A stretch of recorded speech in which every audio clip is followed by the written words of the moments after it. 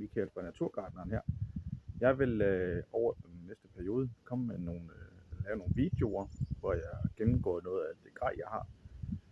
Det vil altså minigrav og plæneklip og havetrakter og sådan noget, som jeg har brugt over de sidste par år, og kommer med en ærlig vurdering af, om det er noget, jeg vil anbefale, eller noget, jeg ikke vil anbefale. Der er noget af det fungerer, og noget af det fungerer ikke. Og så vil jeg også komme med en lille vurdering af de forskellige hækklipper og sådan noget, jeg har.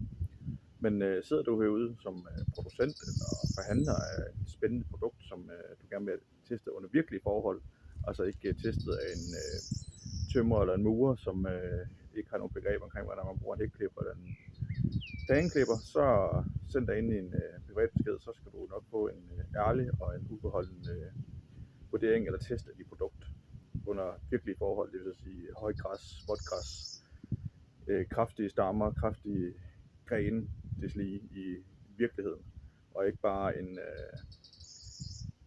jeg skal sælge et produktvideo. Men håber at høre fra nogle af jer.